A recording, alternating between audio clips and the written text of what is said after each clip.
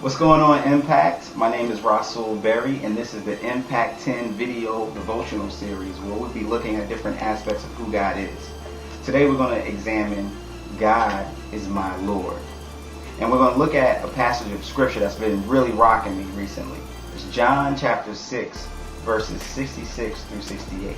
And it reads, "After this, many of his disciples turned back and no longer walked with him.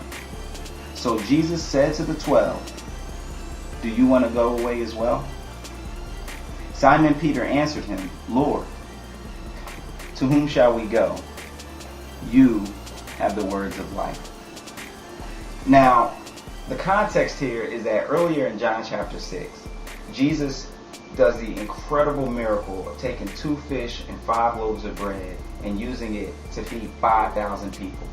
And the people were excited. They weren't hungry anymore, and they were ready for more. And so they said, "Yo, we want to see another sign. We want to see another sign." And Jesus, seeing where they were at, turned to them and said, "Unless you eat my flesh and drink my blood, you cannot follow me." And they're like, "Say what? I mean, this is crazy talk, right? Eat my flesh, drink my blood." They just turn into each other, struggling with this. I mean, can you imagine being at a meeting and the teacher said, "Hey, unless you pull out one of these and eat my flesh, you can't follow me"? That's crazy, right? But as I've been thinking about the conference this year in my own life, I've been realizing how I've heard those hard sayings too, that the disciples allude to. My freshman year in college, I sensed God convicting me and telling me to stop listening to the music that I was listening to because it had profanity in it. It was just lyrics that were contrary to what the Word was teaching me as a new believer. And I really struggled with that because I thought what God was telling me, what I heard was reject your culture, reject who you are, come to be a different way. And so I struggled with that thing. And for a while I didn't want to hear anything about it. I didn't want to do it. But eventually, you know how it is when the Spirit just keeps convicting you, I stopped listening to it. And for a whole year I didn't listen to hip hop. Around that time, somebody introduced me to an album by a group called Cross Movement. And I remember taking it and listening to it, and my mind was blown. I mean, wow. And I've been, hooked on Christian hip hop ever since.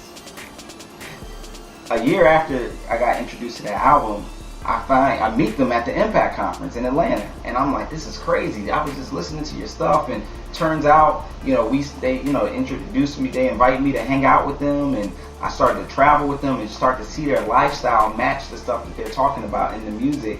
And I never would have got a chance to do that with the artists that I used to listen to. And it was just an incredible experience and a model for me to see how music can affect people for Christ.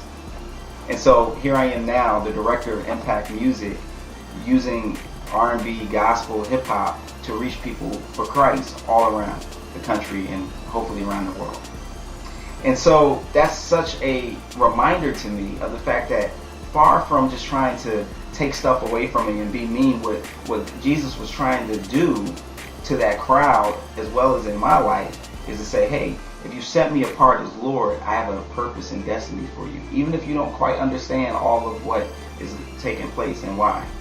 And as I think about Impact 10, it really is coming full circle.